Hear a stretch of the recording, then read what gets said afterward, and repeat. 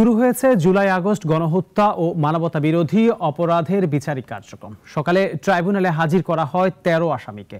Chief prosecutor জানান, ভবিষ্যতে আর যেন কেউ স্বৈরাচারী হয়ে উঠতে না পারে, সেই জন্য এই বিচার একটি শিক্ষা হয়ে থাকবে। শুনানি শেষে ১৭ ডিসেম্বরের মধ্যে মামলার তদন্ত শেষ করার জন্য ১ মাস সময় দেন ট্রাইব্যুনাল। ভোর থেকে আন্তর্জাতিক অপরাধ ট্রাইব্যুনাল ঘিরে জোরদার নিরাপত্তা ব্যবস্থা। সকাল 9:45টার দিকে প্রথমে ট্রাইব্যুনালে হাজির করা হয় সাবেক পাট মন্ত্রী গাজী গোলাম দস্তগীরকে। এরপরই কাশিমপুর কারাগার থেকে প্রিজন ভ্যানে আসেন সাবেক মন্ত্রী দীপু মনি। আর কেরানীগঞ্জ কেন্দ্রীয় কারাগার থেকে একটি প্রিজন ভ্যানে হাজির করা হয় সালমান এফ রহমান, আনিসুল হক, রাশেদ খান মেনন, হাসানুল হক ইনু, ফারুক খান, তৌফিক এলাহি, জুনায়েদ আহমেদ পলক সহ ১৩ জন। টাঙ্গাইলের একটি মামলায় রিমান্ডে থাকায় সাবেক মন্ত্রী ডক্টর আব্দুর রাজ্জাককে হাজির করা হয়নি। সকাল 11:15টার দিকে শুরু হয় ট্রাইব্যুনালের বিচার কাজ। ৩ সদস্যের ট্রাইব্যুনালের শুরুতেই আসামি পক্ষের আইনজীবী এহসানুল হক সমাজের বিষয়ে রাষ্ট্রপক্ষ থেকে আপত্তি জানানো হয়। পরে চিফ প্রসিকিউটর তাজুল ইসলাম ট্রাইব্যুনালের কাছে বিগত আওয়ামী লীগ সরকারের 15 বছরের দুঃশাসন ও নির্যাতনের একটি সারসংক্ষেপ তুলে ধরেন। বিডিআর ট্র্যাজেডিতে সেনা কর্মকর্তা হত্যা, শাপলা চত্বরের হত্যাকাণ্ড, আর্থিক কেলেঙ্কারির এবং সবশেষ জুলাই আগস্টের গণহত্যার সকল দায় শেখ হাসিনার উপরে বর্তায় বলেও তুলে ধরেন রাষ্ট্রপক্ষের আইনজীবী।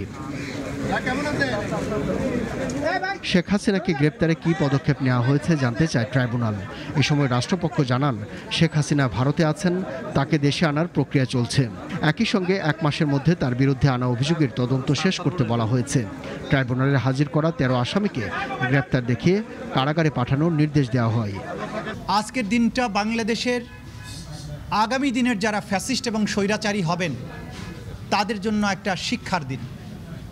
গণহত্যা চালিয়ে মানবতা বিরোধী অপরাধ করে ক্ষমতায় যে চিরদিন থাকা যায় না এবং বিচারের মুখোমুখি হতে হয়, আজকের দিনে এই আদালতের দৃশ্য দেখে ভবিষ্যতে বাংলাদেশের যারা স্বৈরাচারী হওয়ার স্বপ্ন দেখেন তারা যদি শিক্ষা গ্রহণ করেন, সেটা আজকের দিনের জন্য একটা বড় লেসন হবে বলে আমরা মনে করি।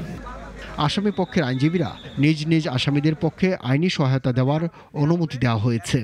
যখন আইনজীবীদের দেখা করার সুযোগ দিয়েছেন tribunal for the ends of justice, যে সকল গ্রেপ্তারকৃত ব্যক্তিদের আত্মীয় স্বজন এসেছেন, সুশৃঙ্খলভাবে তাদেরও দেখা করার সুযোগ দিয়েছেন।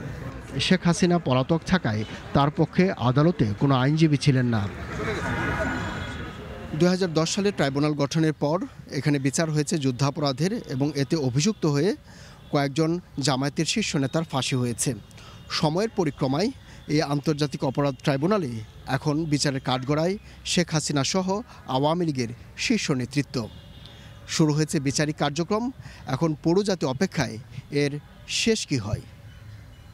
আন্তর্জাতিক অপরাধ ট্রাইব্যুনাল থেকে আবদুল্লাহ শাফি, নাগরিক, ঢাকা।